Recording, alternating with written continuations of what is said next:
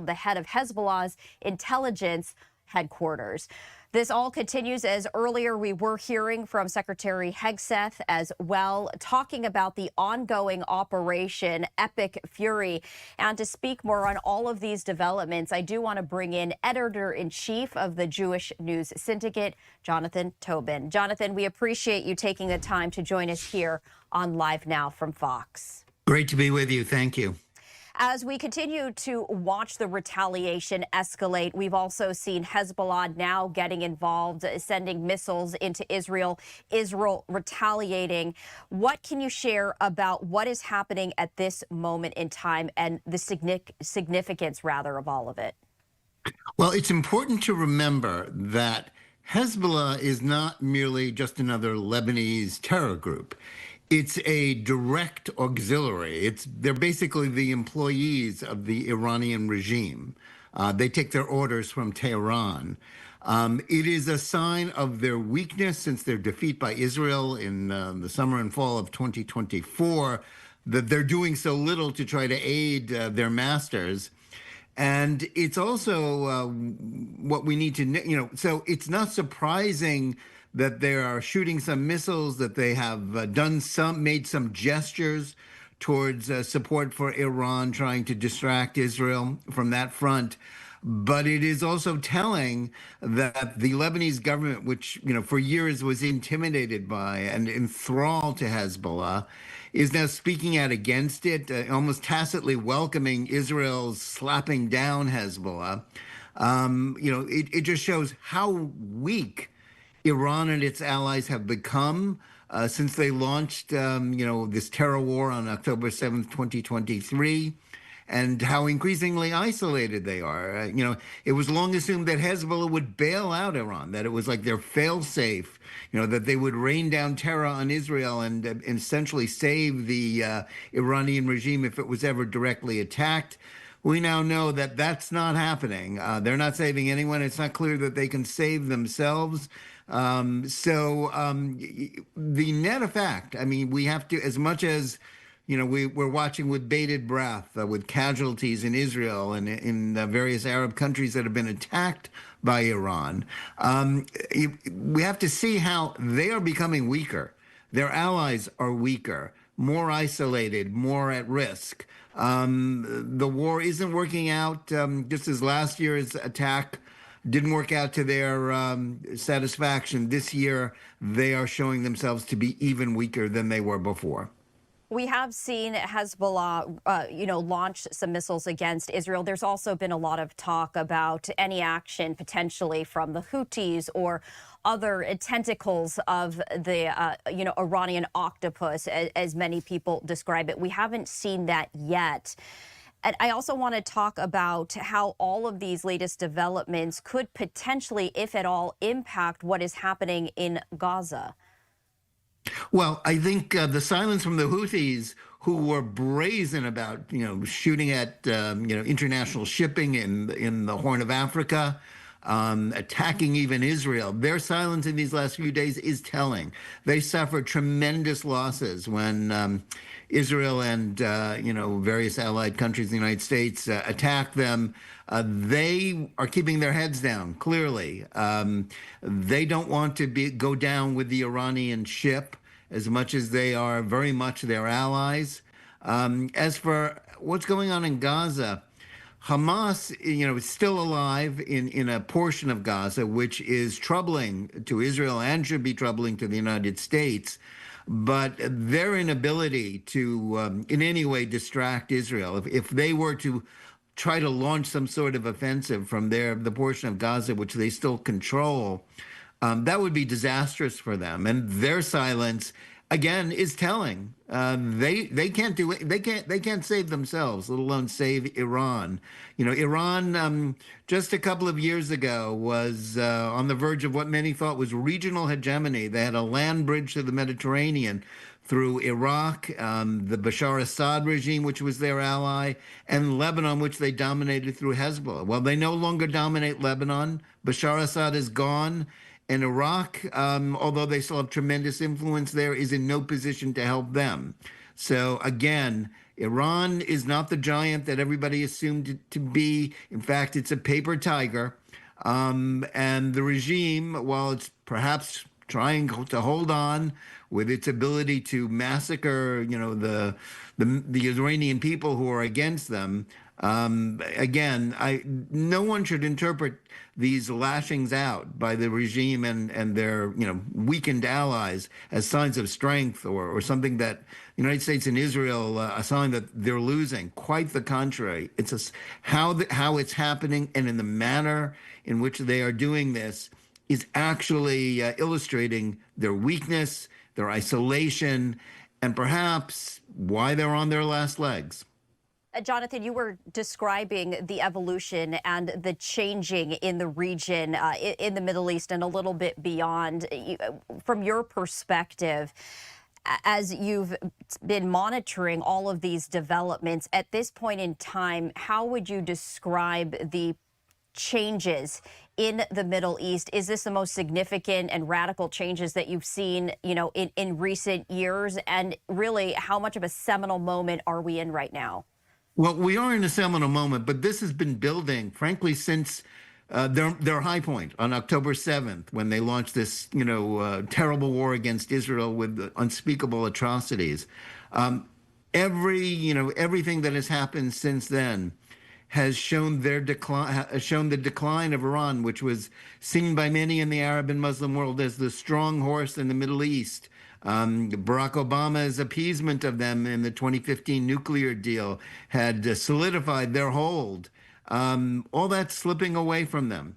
It's been, in some ways it's been gradual, as the war in Gaza showed, and then their defeat in Lebanon, and then what happened in Syria, and then the bombing of their nuclear facilities, and now they're being stripped of, basically all of their military assets in the attacks by Israel and the United States.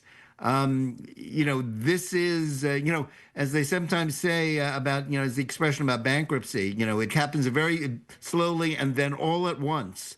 I think the Iranian regime, which is rightly described as evil, the world's largest state sponsor of terror, I think that's how we can describe their decline and what may well be their fall. Jonathan, from the very beginning of Operation Epic Fury, we saw extreme integration between the U.S. military and the Israeli military. We were hearing from Secretary Hegseth about, the goals that the United States would like to accomplish, which includes, no nuclear program, removing all of the ballistic missiles, etc. For this to happen, how does it happen? Well, let's be honest, we don't know how it's going to happen. But the first stage is the destruction of Iran's military capability, and that is what is happening. They are in no position to resist these attacks, as it's been shown. They're lashing out in the Arab world and at Israel, causing casualties, with these atrocious missiles. But they're running out, and they're losing their ability to use this. And the truth is, these sorts of regimes, these sorts of ideologies, rarely survive catastrophic military defeats. And I think what the United States is counting on is that forces within Iran are going to, look around and figure out what time it is and time to change. Are we sure that that's going to happen? No, we're not sure. We don't know how that's going to go. And partly, the United States is limited by President Trump's, understanding that, the United States can't fight a land war, in Iran, doesn't want to, and it doesn't want an Iraq-style, quagmire. It's going to leave it to the Iranian people. And they may not be able to. The regime forces may cling to power, but the regime that emerges from this, whether it's still run by these Islamist theocratic tyrants or not, is going to be in no position to inflict harm on its neighbors, to spread terrorism. That's a reasonable goal, and that's a goal that can be achieved. I think is on the verge of being achieved, And the impact on the Middle East, is tremendous. We're already seeing it. All of Iran's allies are falling or are weakened. It's going to impact the ability of Hamas to hang on.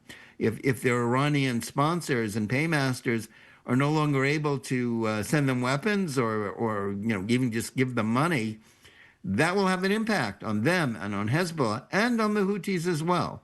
So I think the prospects for a more stable Middle East are pretty good right now. And I think that will have a ripple effect on a lot of things happening, even on American politics, as sort of the far anti-Semitic right and the anti-Israel left, chirps away about Trump and the war. But, I don't know if this is going to work out as they think it is going to. And quite frankly, even if the regime lives on in some truncated form, I don't know that this is going to be, it's not going to be a disaster for the United States, because if at the very minimum, Iran has no nuclear program, it has no missiles, ballistic missiles, and its terror operation is basically shut down, that's an Iran that is terrible for the Iranian people if it's still run by Islamist theocrats, but it will be no danger to the rest of the Middle East.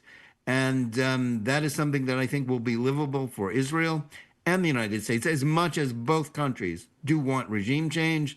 They do want a more rational, player to be running things in Tehran. But again, that's not something that either the United States or Israel can impose on Iran. It's going to be the choice of the Iranian people and the people with the guns in Iran, whether they're going to be sensible enough to do that. And we've been hearing from President Trump continuing to urge the people of Iran to seize this moment and change the regime. We are expecting to hear from President Trump at 11 a.m. Eastern time, so really in just about 15 minutes, as he is expected to address the nation and deliver some remarks on the developments in Iran. As we anticipate his speech, what are you hoping to hear? What would you like to hear, as this is going to be the first time that we hear from him live as he talks about the ongoing operation? Well, I think, President Trump just needs to illustrate to the country that he's got a steady hand, that, he's sticking to his goals, and that, the business with sort of regime change in Iran, that he's giving the Iranian people the opportunity to do so, and that, he will act to prevent the Iranian regime from inflicting massacres the way it did in the very recent past. But I'm not expecting him to give us direct plans for what happens next. I think the administration has rightly sort of pumped the brakes on optimism, saying this may go on for even weeks. There are going to be casualties. But in the long run, as long as his goal is in Iran, stripped of its capability to inflict harm on the rest of the world, he's in good position to have a triumph here, and not the quagmire and the defeat that his critics are foretelling. Jonathan, before we let you go, anything else that you would like to share with our viewers? I think the critics of this war in the United States, they've got a lot hanging on the outcome of this. People like Tucker Carlson, who have now openly attacked his former ally, President Trump. I think, unless this turns out to be another Iraq disaster, I think he's on the wrong side, not merely of history in backing this awful regime, but I think it's going to force Vice President Vance to make a decision that he's been trying very hard not to make, which is to, disassociate himself from his friend Tucker Carlson, because I don't see how anybody in the administration can go on being, openly friendly with someone who's calling President Trump's policies evil. All right, Jonathan Tobin with the Jewish News Syndicate. We appreciate you taking the time to join us here on Live Now from Fox. Thank you.